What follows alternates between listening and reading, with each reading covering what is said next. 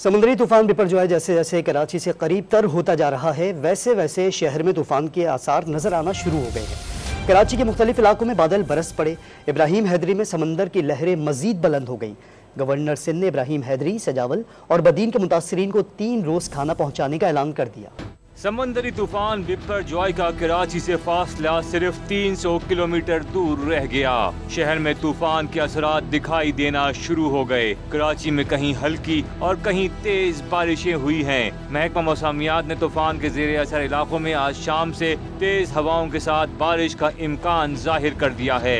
इब्राहिम हैदरी में समंदर की लहरें मजीद ऊंची हो गईं। माहीगीरों की कश्तियां किनारे पर आ लगीं। इंतजामिया ने सी व्यू जाने वाले रास्ते बंद कर दिए हैं। कराची एयरपोर्ट पर भी हुक्काम ने तूफान के पेश नजर हिकमत अमली बना ली। कराची और सक्खर एयरपोर्ट पर परवाजें मंसूख कर दी गयी। मुमकिन तेज हवाओं और गर्दो गुबार के बाइस कराची और सक्खर आने वाली परवाजों को लाहौर या मुल्तान की जानिब मोड़ दिया जाएगा। रेडी गोट में तूफान के पेश नजर मकीनों का इनखिलाज जारी है। इस मौके पर गवर्नर सिंध ने सूरत हाल का जायजा लिया और मुतासरीन की हर मुमकिन मदद जारी रखने के अज़म का इजहार किया।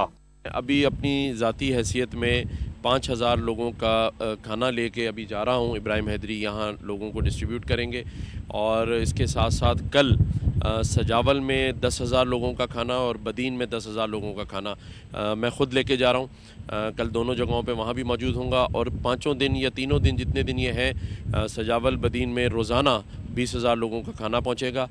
आज शहर में तदरीसी व तालीमी सरगर्मियाँ मुअत्तल रहीं और इम्तिहानात भी मुलतवी कर दिए गए थे। गुज़श्ता रोज़ शहर में हिफाजती इक़दामात के तहत बड़े दरख्त काट दिए गए और बड़े बिलबोर्ड्स भी हटा दिए गए थे।